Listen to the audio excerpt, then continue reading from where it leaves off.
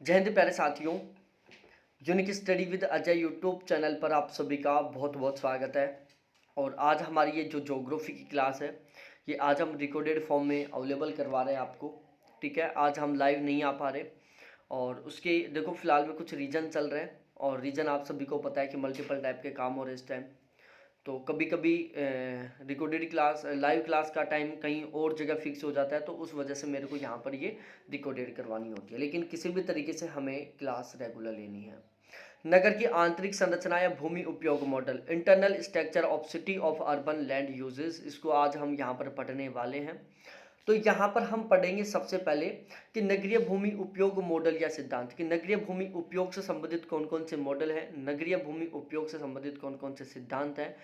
आज हम इन सभी को बिल्कुल डिटेल से पढ़ने वाले हैं, अच्छे से इनको समझने वाले हैं। तो नगरीय भूमि उपयोग से संबंधित कुछ मॉडल हैं या कुछ सिद्धांत हैं जिनकी संख्या है टोटल 4।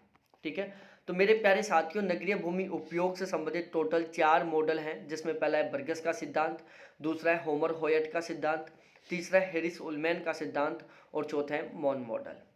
ठीक है, तो नगरीय भूमि उपयोग मॉडल या सिद्धांत की हम बात करें तो इसमें टोटल 4 आते हैं। पहला आता है बर्गस का सिद्धांत, दूसरा होमर होयट का सिद्धांत, तीसरा आता है हेरिस उलमैन का सिद्धांत और चौथा आता है मॉन मॉडल। इन चारों को हम बहुत अच्छे से कंप्लीट करेंगे इस क्लास में आज की में। तो पूरे डेडिकेशन के साथ पढ़ो, ध्यान रहे, जहां तक पूरा चांस है यहाँ से एक क्वेश्चन 100% आएगा। ठीक है, पूरी पॉसिबिलिटी है यहाँ से एक क्वेश्चन बनने की। अब सबसे पहले हम बात करते हैं कॉन्सेंट्रिक जोन थ्योरी, जिसको हम सेकेंद्रीय वलय सिद्धांत बोलते हैं। तो सेकेंद्रीय वलय सिद्धांत, जिसको हम कॉन्सेंट्रिक जोन थ्योरी बोलते हैं, ये बर्गस महोदय के द्वारा दी गई थी। बर्गस महोदय एक अमेरिकन है, अमेरिका के थे। तो दोबारा से मैं रिपीट कर रहा हूँ, कॉन्सेंट्रिक जोन थ्योरी सेकेंद्रीय वलय सिद्धांत बर्गस महोदय के द्वारा दिया गया था। बर्गस महोदय अमेरिका के थे और इन्होंने अपना ये मॉडल था वो 1923 में दिया था। बर्गस महोदय का जो ये कॉन्सेंट्रिक जोन मॉडल है, ये अमेरिका के शिकागो नगर के अध्ययन पर आधारित था। तो यहाँ पर कुछ फैक्ट है। पहला, कॉन्सेंट्रिक जोन थ्योरी किसने दिया? बर्गस ने दिया। बर्गस कहाँ के थे? अमेरिका के थे। कब दिया? 1923 में दिया। कहाँ के अध्ययन क्षेत्र पर आधारित है? अमेरिका के शिकागो नगर के अध्ययन पर आधारित है। अब हम थोड़ा आगे बढ़ते हैं। बर्गस का जो सेकेंद्रीय वलय सिद्धांत है वो वॉन थेन्यून के कृषि अवस्थिति सिद्धांत पर आधारित है। बर्गस महोदय का जो सेकेंद्रीय वलय सिद्धांत है, बर्गस महोदय का जो कॉन्सेंट्रिक जोन थ्योरी है, सेकेंद्रीय वलय सिद्धांत है, वो वॉन थेन्यून के कृषि अवस्थिति की सिद्धांत पर आधारित है। बर्गस महोदय का जो सेकेंद्रीय वलय सिद्धांत है, ये वॉन थेन्यून के कृषि अवस्थिति सिद्धांत पर आधारित है। जिनकी क्रय शक्ति सबसे अधिक होती है वे सबसे वांछित स्थानों को अपने घरों और कार्य क्षेत्रों के रूप में उपलब्ध करने में सक्षम होते हैं। अब ये लाइन आप समझ गए होंगे कि जिन लोगों की क्रय शक्ति सबसे अधिक होती है, मतलब जिनकी खरीदने की जो क्षमता है, जिनकी खरीदने की जो कैपेसिटी है वो सबसे अधिक होती है। खरीदने की कैपेसिटी सबसे ज़्यादा किन किन लोगों की होती है? जिन लोगों के पास रुपए ज़्यादा होते हैं, जिनके इनकम सोर्स ज़्यादा होते हैं। ठीक है, तो जिन लोगों के पास क्रय शक्ति ज़्यादा है, खरीदने की कैपेसिटी ज़्यादा है, तो उन लोगों के इनकम के सोर्स ज़्यादा हैं, उनके पास इनकम ज़्यादा है। और जिन लोगों के पास इनकम ज़्यादा है वो मेरे प्यारे साथियों अपना मकान और अपना कार्य क्षेत्र कैसी जगह पर रखेंगे? जो सबसे बेस्ट स्थान है। भाई आज मुकेश अंबानी है, वो कहीं पर भी कुछ भी कर सकता है, क्योंकि उस बंदे के पास रुपए की कमी नहीं है। रुपए को लेकर उसको एक बार भी नहीं सोचना पड़ेगा। आज वो मुंबई का जो सबसे महंगे से महंगा जो स्थान है उसको खरीद कर वहां पर बिजनेस शुरू कर सकता है। जैसे अभी दुबई में किया उन्होंने बिजनेस शुरू, सबसे महंगा घर खरीदा है। अब तक का सबसे महंगा घर था, दुनिया का सबसे महंगा घर खरीदा अभी मुकेश अंबानी ने दुबई में। हम कहाँ खरीद लेंगे? हम यहाँ पर रेंट पर रह रहे हैं तो भी सस्ती जगह पर रूम खरीदते हैं, क्योंकि हमारी जो क्रय शक्ति है वो कम है। इन नगरों की जनसंख्या नगर के किनारों से केंद्र की ओर स्थानांतरित होती है। नगरों में जो जनसंख्या नगर के किनारों से केंद्र की ओर स्थानांतरित होती है। अब इसका मतलब क्या है भाई? जो लोग दिहाड़ी का काम करते हैं, मजदूरी का काम करते हैं, वो लोग कभी भी महंगे स्थानों पर नहीं रह सकते। वो कहाँ पर रहेंगे? जहाँ पर रेंट कम लगती है, जहाँ पर सस्ते आवास हैं, सस्ते मकान हैं। तो रहने के लिए तो वो क्या करते हैं, नगर के किनारों पर जहाँ पर सस्ते मकान मिलते हैं वहाँ पर ले लेते हैं मकान, वहाँ पर रहते हैं। और काम करने के लिए वो अंदर सिटी की ओर आते हैं। जैसे हम अपना एग्जाम्पल लें, आज सपोज डेट हम मकान खरीदते हैं जयपुर में, ये जयपुर शहर है चारों तरफ से, तो हम ज़्यादातर चांस क्या कहाँ खरीदेंगे, यहाँ पर खरीदेंगे मकान, क्योंकि इसके अंदर यहाँ पर खरीदने की हमारी कैपेसिटी नहीं है, क्योंकि बहुत महंगी ज़मीन है यहाँ पर हम मकान खरीद लेंगे, काम करने के लिए यहाँ पर आएंगे हम, फिर यहाँ से वापस चले जाएंगे, आएंगे वापस चले जाएंगे, आएंगे वापस चले जाएंगे, ठीक है। तो इसमें क्या करते हैं लोग, किनारों पर जनसंख्या, नगरों में जनसंख्या नगर के किनारों में केंद्र की ओर स्थानांतरित होती है, केंद्र की ओर आती जाती रहती है। बरगस के अनुसार किसी नगर का केंद्र से बाहर की ओर फैलाव अर्घ्य रूप में 5 सेकेंडरी वलयों के रूप में पाया जाता है। बरगस महोदय ने किसी भी नगर का जो जनसंख्या है उसका केंद्र से बाहर की ओर जो फैलाव है उसको कुल 5 पेटियों में विभाजित कर दिया। बरगस महोदय का मानना था कि किसी भी नगर की जो जनसंख्या है वो नगर में 5 अलग अलग पेटियों की तरह रहती है, ठीक है। 5 अलग अलग पेटियों डिवाइड कर दी कि भाई किसी भी नगर का जो सबसे मेन सेंटर होगा, फिर उससे बाहर का क्षेत्र, उससे बाहर का क्षेत्र, उससे बाहर का क्षेत्र, उससे बाहर का क्षेत्र, इस तरीके से। तो बरगस महोदय ने नगर से केंद्र की ओर टोटल 5 पेटियों की बात की, जिसमें सबसे पहला होता है सीबीडी।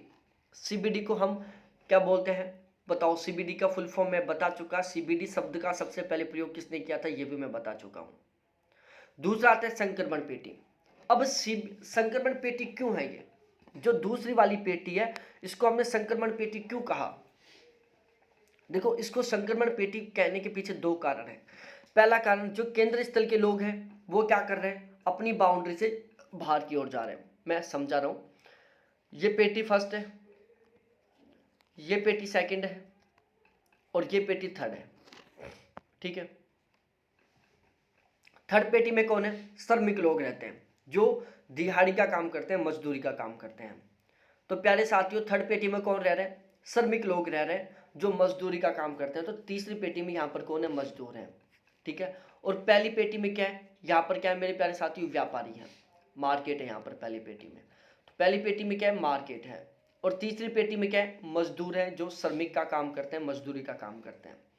अब क्या होता है सीन, जो ये श्रमिक लोग हैं वो क्या करते हैं, किधर, शहर की ओर आना पसंद करते हैं, ठीक है। ये धीरे धीरे शहर की ओर आना पसंद करते हैं, ठीक है। और ये जो केंद्रीय व्यापार क्षेत्र है ये धीरे धीरे बाहर की ओर फैलना पसंद करता है, ठीक है। तो हो क्या रहा है, जो केंद्रीय स्थल क्षेत्र है जो सीबीडी है वो तो बाहर की ओर फैलना पसंद कर रहा है, और जो श्रमिक हैं वो केंद्र की ओर आना पसंद कर रहे हैं। जब श्रमिक केंद्र की ओर आएंगे और जो सीबीडी है वो बाहर की ओर जाएगा, तो इन दोनों के बीच की जो पेटी है, कौन सी, दूसरी पेटी, इसमें क्या होगा, संक्रमण होगा।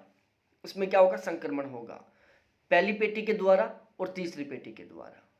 उसके बाद चौथी पेटी होती है बेहतर आवासीय क्षेत्र, जहाँ पर बहुत अच्छे मकान होते हैं रहने के लिए, ठीक है। तो जो अच्छे रुपए वाले लोग होते हैं, जिनका व्यापार, जिनका जो बिजनेस होता है वो सीबीडी में होता है, लेकिन वो अपने मकान बाहर बना लेते हैं, बिल्कुल अच्छे इन्वायरमेंट में रहने के लिए, भीड़ भाड़ से दूर रहने के लिए।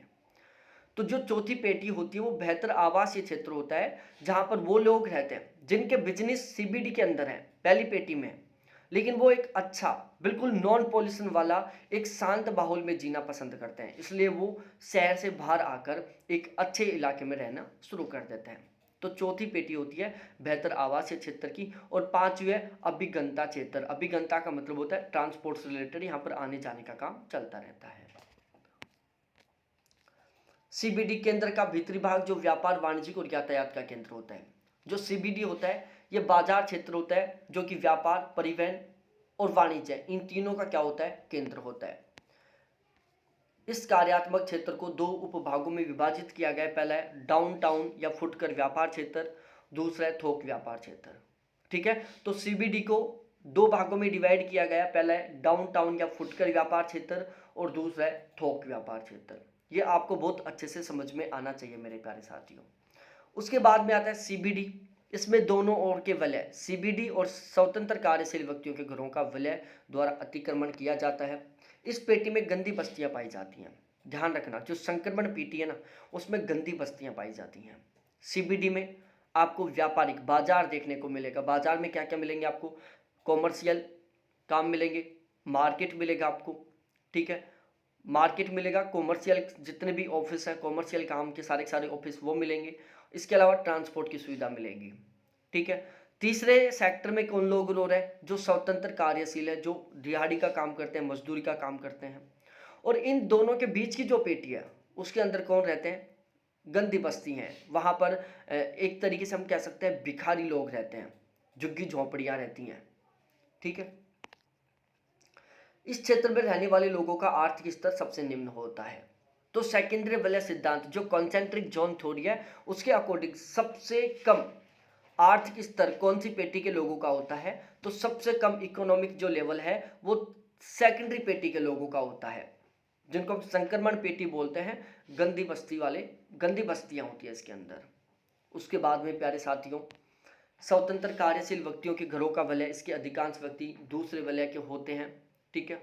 स्वतंत्र कार्यशील व्यक्तियों के क्या होते हैं? इसमें अधिकांश जो व्यक्ति होते हैं दूसरे वलय के होते हैं, मतलब वो कार्यशील व्यक्ति होते हैं, वो काम करने के लिए सीबीडी में चले जाते हैं, वापस अपने घर पर आ जाते हैं, लेकिन बहुत ज्यादा रुपए वाले नहीं होते ये,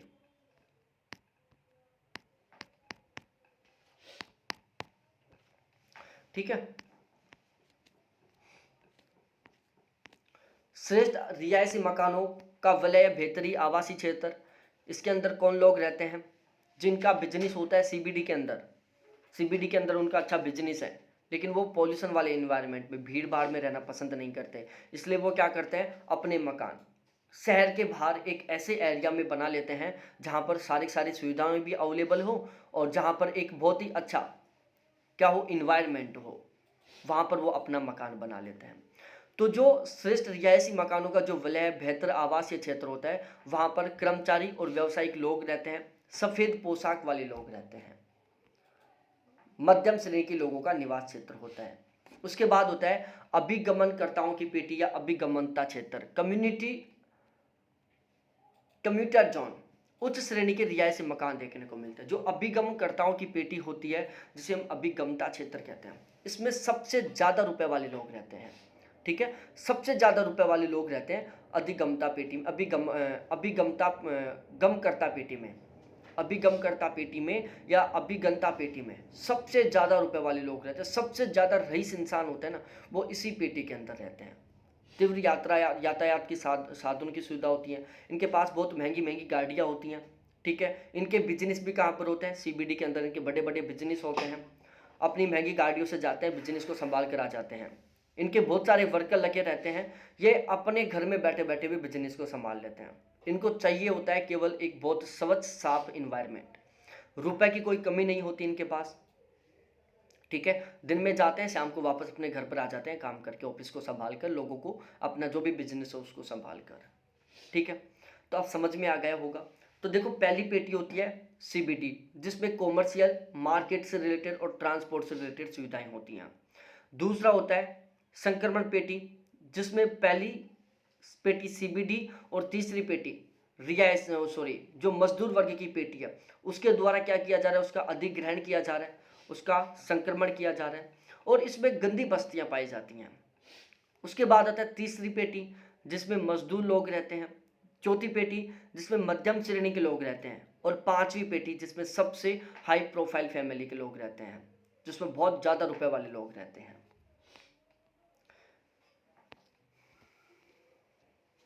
और इनको शयन नगर भी कहते हैं। शयन नगर का मतलब है कि दिन में उनका मकान खाली होता है। जो पांचवी पेटी के लोग हैं इनको हम शयन नगर भी कहते हैं। पांचवी पेटी को शयन नगर भी कह सकते हैं क्योंकि इनके जो मकान हैं दिन में बिल्कुल खाली रहते हैं, क्योंकि दिन में अपने बिजनेस को संभालने के लिए सीबीडी में गए होते हैं, शाम को वापस आ जाते हैं ये लोग। उसके बाद में हम पढ़ते हैं खंड सिद्धांत, जिसको हम त्रिज्या खंड सिद्धांत बोल रहे हैं, the sector theory. The sector theory Homer Hoyt के द्वारा 1939 में दी गई थी, जो कि अमेरिका के 141 नगरों के अध्ययन पर आधारित है। तो the sector model, sector theory, खंड सिद्धांत, त्रिज्या खंड सिद्धांत किसके द्वारा दिया गया? होमर हॉयट के द्वारा दिया गया। कब दिया गया? 1939 में दिया गया, जो कि अमेरिका के 141 नगरों के अध्ययन पर आधारित है। हॉयट का सिद्धांत मुख्यतः आवासीय भूमि उपयोग की व्याख्या करता है। होमर हॉयट का जो सिद्धांत है वो किसकी व्याख्या करता है? आवासीय भूमि उपयोगी की व्याख्या करता है। तो यहाँ से क्वेश्चन बन जाता है कि निम्नलिखित में से कौन सा थ्योरी या कौन सा सिद्धांत है जो आवासीय भूमि उपयोगी की व्याख्या करता है। तो आवासीय भूमि उपयोगी की व्याख्या कौन करता है मेरे प्यारे साथियों?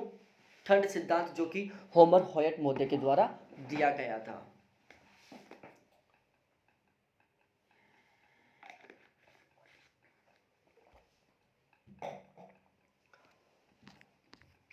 बर्गस के सेकेंद्रीय वलय सिद्धांत की कमजोरियों को ध्यान में रखते हुए यह सिद्धांत प्रस्तुत किया गया था। ध्यान रखना, जो खंड सिद्धांत है वो सबसे ज़्यादा किसके लिए उपयोग किया जाता है? आवासीय भूमि के लिए उपयोग किया जाता है। आवासीय भूमि का पता लगाने के लिए खंड सिद्धांत का प्रयोग किया जाता है। और जो खंड सिद्धांत होमर हॉयट मोदे के द्वारा दिया गया था, यह बर्गस का जो सेकेंडरी वलय सिद्धांत था उसमें कुछ कमियां रह गई थी। बर्गस मोदे का जो कॉन्सेंट्रिक जोन थ्योरी थी, बर्गस मोदे की जो सेकेंडरी वलय सिद्धांत था उसमें कुछ कमजोरियां रह गई थी। उन कमजोरियों को दूर करने के लिए, उन कमजोरियों को हटाने के लिए होमर हॉयट मोदे के द्वारा खंड सिद्धांत दिया गया था। इस परिवहन मार्ग के सारे खंडीय विकास के कारण नगर का प्रतिरूप तारानुमा होता है। ध्यान रखना, जो खंड सिद्धांत होता है जो होमर हॉयट मोदे के द्वारा दिया गया था, इन्होंने नगर का प्रतिरूप कैसा माना है? तारानुमा माना है। वो क्यों है? परिवहन मार्गों के सारे खंडीय विकास के कारण। ठीक है, जो भी परिवहन के मार्ग हैं उनके सारे क्या हो रहा है? खंडीय विकास हो रहा है। जितने भी परिवहन के मार्ग हैं उनके सारे क्या हो रहा है? नगरों का विकास हो रहा है, जिसकी वजह से उस नगर का आकार कैसा हो जाता है? तारानुमा हो जाता है, एक तारे के आकार का हो जाता है। इसमें टोटल 5 पेटियों की बात की गई थी। अब ध्यान रखना प्यारे साथियों, पेपर में बहुत सारी बार ऐसे क्वेश्चन पूछता है। कैसे पूछता है मैं समझा देता हूं एक बार।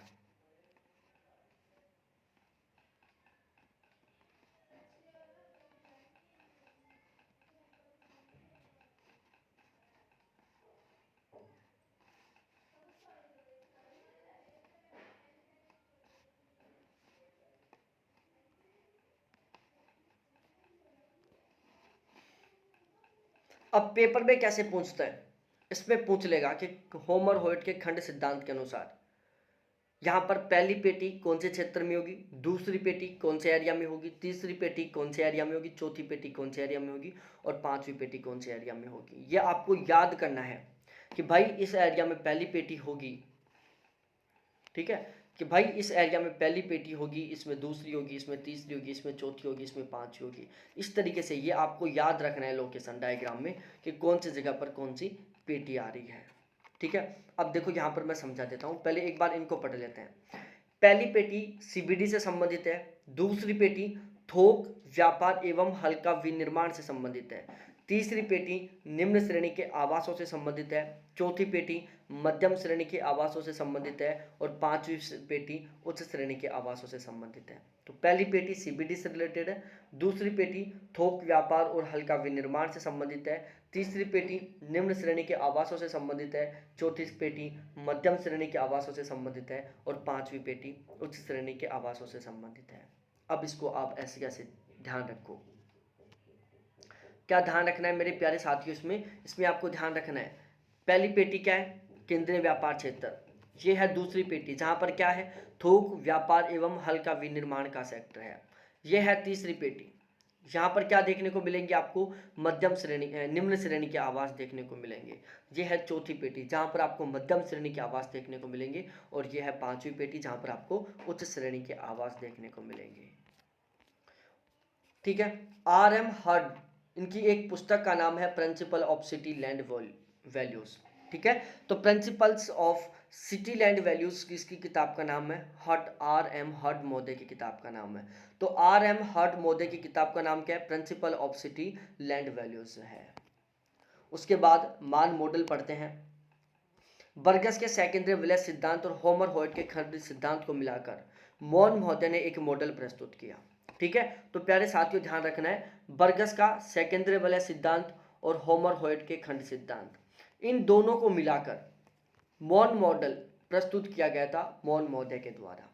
तो बर्गस के सेकेंडरी वलय सिद्धांत और होमर हॉयट के खंड सिद्धांत, इन दोनों को मिलाकर मॉन महोदय के द्वारा एक मॉन मॉडल प्रस्तुत किया गया था। अब देखो यहाँ पर सबसे महत्वपूर्ण बात है ये।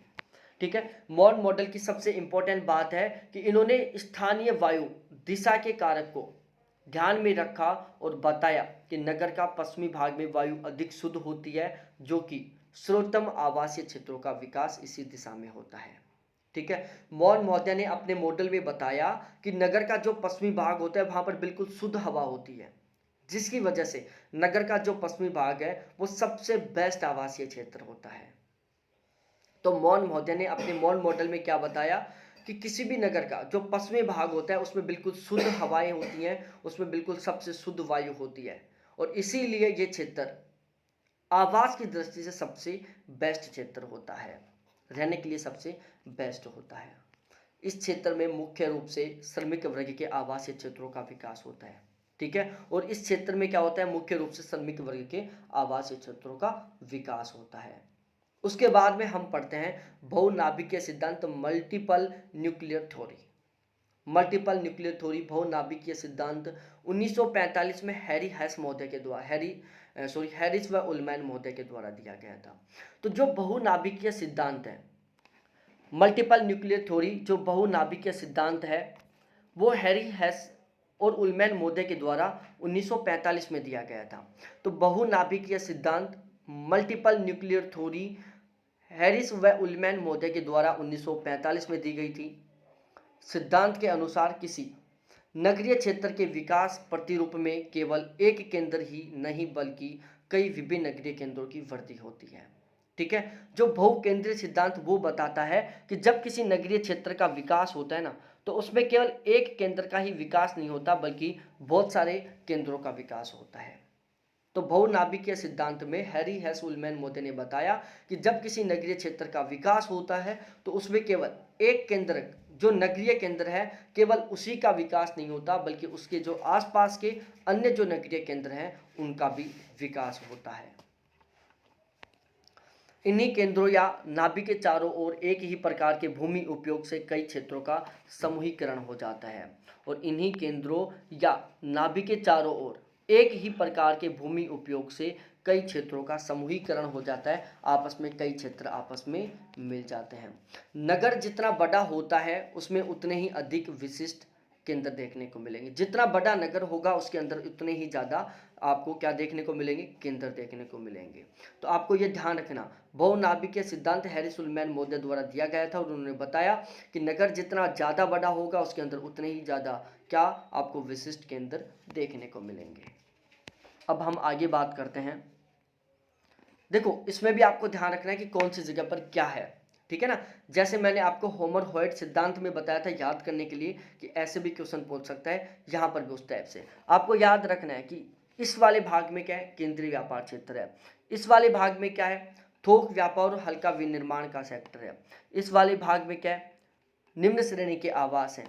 इस वाले भाग में क्या है, मध्यम श्रेणी के आवास हैं। इस वाले भाग में क्या है, उच्च श्रेणी के आवास हैं। इस वाले भाग में क्या है, भारी उद्योग क्षेत्र है। इस वाले भाग में क्या है, बाहर अवस्थित व्यापारिक क्षेत्र है। इस वाले भाग में क्या है, आवासीय उपनगर है। और इस वाले भाग में क्या है, औद्योगिक उपनगर है। इनको याद करना ही एक मात्र फंडा है, एक मात्र ट्रिक है। बार बार याद करो, अच्छे से अपने दिमाग में इस डायग्राम को सेट करो और फिर इसको रिपीट करो कि कौन सी जगह पर क्या है। इसको याद करने के अलावा कोई ट्रिक नहीं है, ये आपको अच्छे से अपने दिमाग में सेट कर लेना है कि इनको आपको बहुत अच्छे से रखना है।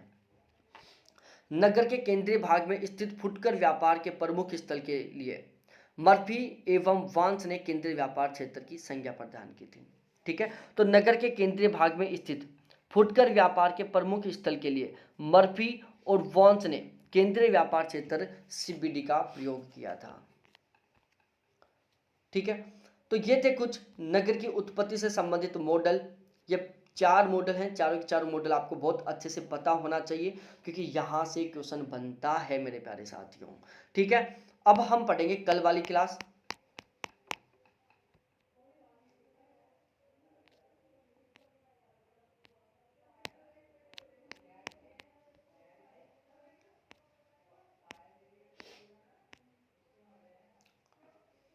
और कल बताना कौन सी यूनिट स्टार्ट करनी चाहिए हमें।